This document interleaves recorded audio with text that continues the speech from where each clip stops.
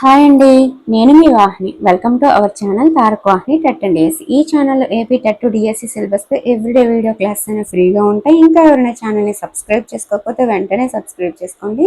ఈరోజు ఈ వీడియో చేయడం గల రీజన్ ఏంటంటే ఖచ్చితంగా మనకి బిట్ వచ్చే టాపిక్ అనమాట ఎవాల్యుయేషన్ అనేది. సో భాషా మూల్యాంకనం, తెలుగు మెథడాలజీలో ఉన్న మూల్యాంకనం అనే చాప్టర్ని డిస్కస్ చేసుకుంటూ అలాగే దీనిపైన ఇంపార్టెంట్ అయిన 20 ప్రాక్టీస్ బిట్లను కూడా చెప్పుకుందాం.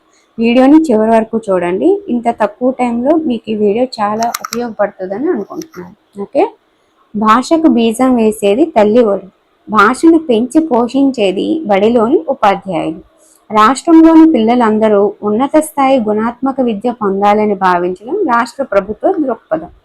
విద్యార్థి స్థాయిని పెంచడానికి చేసే ప్రయత్నమే బోధన. విద్యార్థి నిర్ణీత స్థాయికి చేరే మార్గమే అభ్యసనం. విద్యార్థులు అభ్యసన ఫలితాలనేవి విద్యార్థుల ప్రగతికి ఆధారం అవుతాయి. నాకు ఇప్పటికీ గుర్తు, మేము పరీక్ష రాయడానికి వెళ్ళే దారిలో ఉన్న ప్రతి దేవాలయానికి వెళ్ళి ఇలా ప్రార్థించేవాళ్ళం. ఓ భగవంతుడా, నన్ను ఎలాగైనా ఈ పరీక్ష నుంచి గట్టెక్కించు, నీకు కొబ్బరికాయలు కొడతానని. ఈ సెంటెన్స్ ఎవరు చెప్పారంటే గిజుభాయ్. సాంప్రదాయిక విధానంలో అభ్యసన ఫలితాలను తెలుసుకోవడానికి లేని అంశాలే విచక్షణ, పోలిక, అనుప్రయుక్తం, రసానుభవం, సృజనాత్మకత అన్నమాట. డాక్టర్ బిఎస్ బ్లూమ్ 1950-70 మధ్య కాలంలో రూపొందించిన గ్రంథాలు విద్యా లక్ష్యాల వర్గీకరణం, హ్యాండ్బుక్ 1 and 2, బోధన అభ్యసన విధానాలపై విప్లవాత్మకమైన ప్రభావం చూపించినది విద్యా లక్ష్యాల వర్గీకరణం, హ్యాండ్బుక్ 1 మరియు 2 అన్నమాట. 1971లో రాష్ట్ర ప్రభుత్వం విద్యారంగంలో సెకండరీ స్థాయి వరకు నాన్ డిటెన్షన్ విధానాన్ని తీసుకొచ్చింది. బోధన అభ్యసన ప్రక్రియల ద్వారా వచ్చే ఫలితాలని అంచనా వేయడాన్ని మనం మూల్యాంకనం అంటాం. విద్యా లక్ష్యాలను బోధనాభ్యసన ప్రక్రియ ద్వారా ఏ మేరకు చేరుకున్నామో తెలుసుకునే విధానమే విద్యా మూల్యాంకనం అన్నమాట. మూల్యాంకనంలో అంతర్భాగమే బోధనాభ్యసన ప్రక్రియ. బోధనాభ్యసనాలు జరుగుతున్న కాలంలో జరిగే మూల్యాంకనం నిరంతర మూల్యాంకనం. విద్యా లక్ష్యాలని జ్ఞానాత్మక రంగం, భావావేశ రంగం, మానసిక చలనాత్మక రంగాలుగా వర్గీకరించుకున్నాం. మూల్యాంకనంలో జ్ఞానాత్మక, భావావేశ, మానసిక చలనాత్మక రంగాల్లోని లక్ష్యాలన్నిటినీ మూల్యాంకనం చేయడమే జ్ఞానాత్మక, భావావేశ, మానసిక చలనాత్మక రంగాల్లో లక్ష్యాలన్నిటినీ అనేది సమగ్ర మూల్యాంకనం అండి. ఎల్లప్పుడూ చేసేది నిరంతర మూల్యాంకనం. ఈ లక్ష్యాలన్నీ చేసేది సమగ్ర మూల్యాంకనం. ఎల్లప్పుడూ ఈ లక్ష్యాలన్నీ చేస్తూ ఉంటే అది నిరంతర సమగ్ర మూల్యాంకనం అవుతుంది. ఓకే, బోధనాభ్యసన ప్రక్రియలో పిల్లలు పాల్గొంటున్నప్పుడు వారు ఏ విధంగా నేర్చుకుంటున్నారో పరిశీలించి నమోదు చేసి పిల్లల అభ్యసనాన్ని అంచనా వేయడం నిర్మాణాత్మక మూల్యాంకనం. పిల్లలు పాల్గొంటున్నప్పుడు అనేది గుర్తుపెట్టుకోవాలి. నిర్ధారిత పాఠ్య ప్రణాళిక పూర్తయిన తర్వాత లేదా కోర్సు పూర్తయిన తర్వాత పిల్లల లక్ష్య సాధనను పరీక్షించడం సంగ్రహణాత్మక మూల్యాంకనం. విద్యకు సంబంధించిన మూల్యాంకన సాధనాలు ఏంటంటే పాఠ్య విషయ మూల్యాంకన సాధనాలు, మనోవైజ్ఞానిక పరీక్షలు, ప్రదర్శనాధ్యయన పద్ధతులు. ఇవి విద్యార్థులు పాఠశాల ద్వారా పొందిన విద్యా ప్రగతిని కొలవడానికి ఉపయోగించే సాధనాలు ఏంటి అంటే పాఠ్య విషయక మూల్యాంకన సాధనాలు. ఈ పాఠ్య విషయ మూల్యాంకన సాధనాలు మళ్ళీ 3 రకాలుగా ఉంటాయి. 1 ఉపాధ్యాయ నిర్మిత పరీక్షలు, 2 ప్రామాణిక పరీక్ష పత్రాలు, 3 లోప నిర్ధారణ పరీక్షలు. ఉపాధ్యాయులు రూపొందించిన పరీక్షలనే మనము ఉపాధ్యాయ నిర్మిత పరీక్షలు అంటారు. ఉపాధ్యాయ నిర్మిత పరీక్షలకు ఎగ్జాంపుల్గా మనం యూనిట్, త్రైమాసిక, వార్షిక పరీక్షలను తీసుకోవచ్చు. పరీక్షా పత్రాల నిర్మాణంలో ఆధునిక విధానాలను అనుసరిస్తూ రూపొందించే పరీక్షా పత్రాలు ప్రామాణిక పరీక్షా పత్రాలు. అటువంటి ప్రామాణిక పరీక్షా పత్రాలు మళ్ళీ 4 రకాలు. సాధారణ విద్యా సాధన, ప్రత్యేక పాఠ్య విషయ సాధన, నైపుణ్య రంగ సాధన, ప్రత్యేక పరీక్ష శ్రేణులని 4 రకాలుగా ఉంటాయి. ఉపాధ్యాయులు వ్యక్తిగతంగా కానీ సామూహికంగా కానీ విద్యార్థుల అభ్యసన లోపాలను గుర్తించడానికి నిర్వహించేవే లోప నిర్ధారణ. విద్యా మూల్యాంకన శాస్త్రానికి సన్నిహిత సంబంధం ఉన్న పరీక్షలు మనోవైజ్ఞానిక పరీక్షలు అన్నమాట. మళ్ళీ ఈ మనోవైజ్ఞానిక పరీక్షల వర్గీకరణ ప్రజ్ఞ అని, సహజ సామర్థ్యం అని, మూర్తిమత్వం అని, అభిరుచి అని, వైఖరి, విలువల మాపనం ఇన్ని రకాలుగా ఉంటుంది. ప్రవర్తనాధ్యయన పద్ధతులను చూసుకున్నట్లయితే పరిశీలన, ముఖాముఖి, శోధనా సూచికలు, వ్యక్తి అధ్యయనం, నిర్ధారణ మాపనలు, ఇవి ప్రవర్తనాన్ని అధ్యయనం చేసే పద్ధతులు అన్నమాట. మూల్యాంకన ఉద్దేశం విద్యా లక్ష్యాల సాధనే తప్ప మార్కులు, ర్యాంకులు సాధించడం కాదు అని జాతీయ విద్యా ప్రణాళిక చట్టం 2005 చెప్పింది. స్టార్టింగ్ ఈ అంశాన్ని లేవనెత్తింది 2005 అయినప్పటికీ దాన్ని ప్రత్యేకించి చట్టం చేసి దాన్ని ఆచరణలోకి తీసుకొచ్చింది మాత్రం RTA 2009 అని అనుకుంటున్నాను.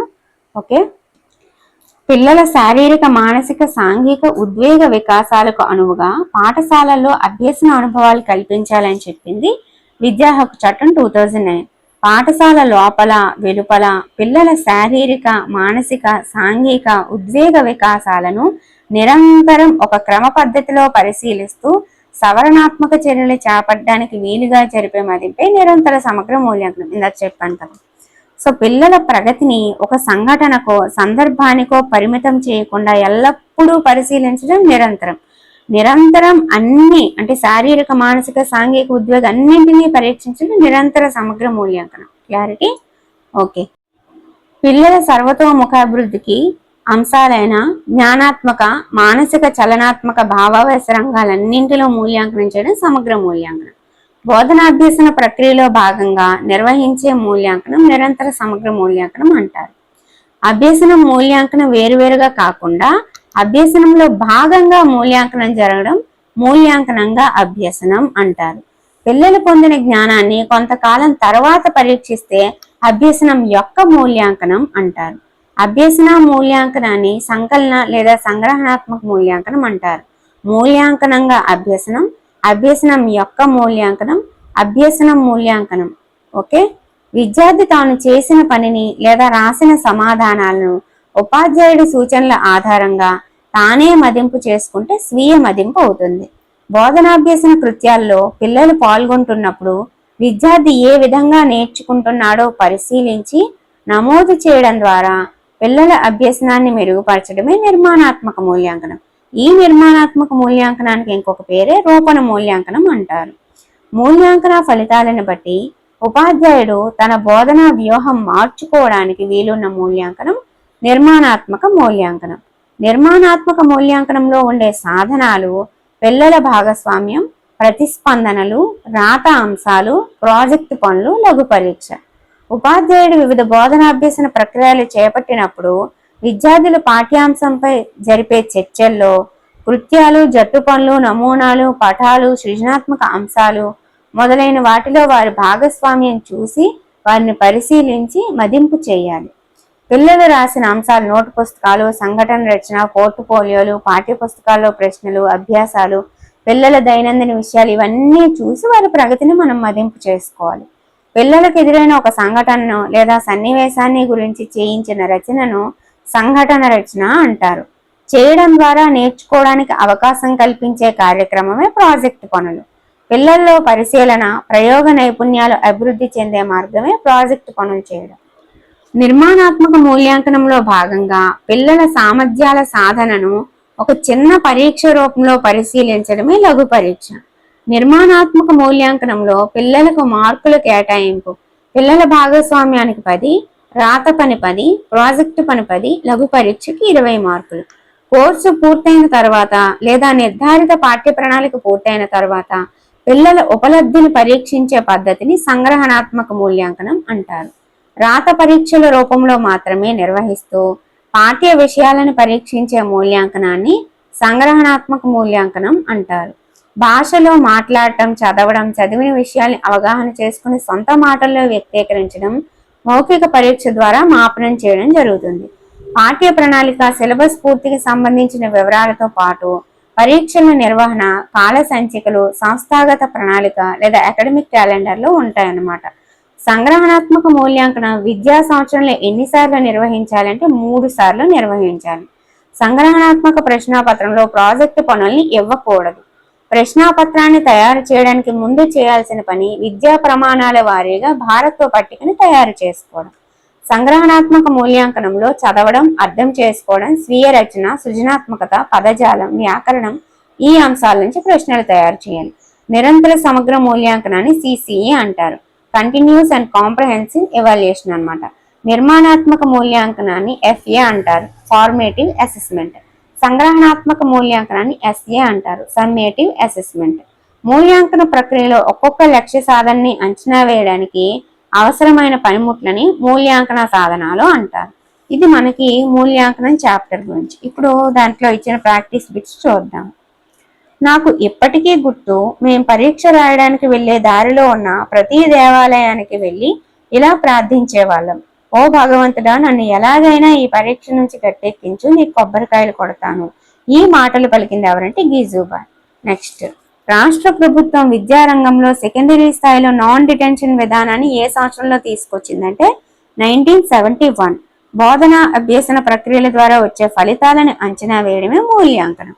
మూల్యాంకనంలో జ్ఞానాత్మక, భావావేశ, మానసిక, చలనాత్మక రంగాల్లో లక్ష్యాలన్నింటినీ మూల్యాంకనం చేయడం సమగ్ర మూల్యాంకనం అవుతుందండి. సో ఇక్కడ మనకి తప్పు ఇచ్చారని నేనైతే అనుకుంటున్నాను. సమగ్ర మూల్యాంకనం ఎల్లప్పుడూ ఇవన్నీ చేస్తే అప్పుడు నిరంతర సమగ్ర మూల్యాంకనం అవుతుంది. ఓకే, నిర్ధారిత పాఠ్య ప్రణాళిక తరువాత లేదా కోర్సు పూర్తయిన తర్వాత విద్యార్థుల లక్ష్య సాధన పరీక్షించే మూల్యాంకనం సంగ్రహణాత్మక మూల్యాంకనం. విద్యార్థుల పాఠశాల ద్వారా పొందిన విద్యా ప్రగతిని కొలవడానికి ఉపయోగించే సాధనం పాఠ్య విషయ మూల్యాంకన సాధనం. పరీక్షా పత్రాల నిర్మాణంలో ఆధునిక విధానాలను అనుసరిస్తే అవి ప్రామాణిక పరీక్షా పత్రాలు.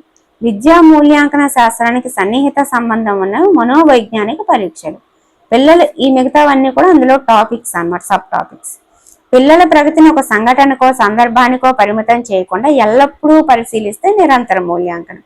నిర్మాణాత్మక మూల్యాంకనానికి ఇంకొక పేరు రూపణ మూల్యాంకనం. నిర్మాణాత్మక మూల్యాంకనం కాని సాధనం సంఘటన రచన కాదన్నమాట. రాత అంశాలు, లఘు పరీక్ష, ప్రాజెక్ట్ పనులు ఇవన్నీ కూడా అవుతాయి. పిల్లల్లో పరిశీలన, ప్రయోగ నైపుణ్యాలు అభివృద్ధి చెందే మార్గం ప్రాజెక్టు పనులు చేయడం. నిర్మాణాత్మక మూల్యాంకనంలో లఘు పరీక్ష కేటాయించే మార్కులు 20. రాత పరీక్షల రూపంలో మాత్రమే నిర్వహిస్తూ పాఠ్య విషయాలు పరీక్షించేది సంగ్రహణాత్మక మూల్యాంకనం. పాఠ్య ప్రణాళిక లేదా సిలబస్ పూర్తిగా సంబంధించిన వివరాలతో పాటు పరీక్షల నిర్వహణ, కాల సూచికలు దేనిలో ఉంటాయంటే సంస్థాగత ప్రణాళికలో ఉంటాయి. సంగ్రహణాత్మక మూల్యాంకనం ప్రశ్నాపత్రంలో ఇవి ఏవి ఇవ్వకూడదు అంటే ప్రాజెక్ట్ పనులు ఇవ్వకూడదు. గుర్తుపెట్టుకోండి, ప్రాజెక్ట్ పనులు ఇవ్వకూడదు. ప్రశ్నాపత్రం తయారు చేయడానికి ముందు చేయాల్సిన పని భారత పట్టిక తయారు. సంగ్రహణాత్మక మూల్యాంకనం విద్యా సంవత్సరంలో 3 సార్లు నిర్వహించాలి. భాషకు బీజం వేసేది తల్లి వడి. విద్యార్థుల అభ్యసన ఫలితాలు దేనికి ఆధారం అవుతాయంటే విద్యార్థుల ప్రగతికి ఆధారం అవుతాయి.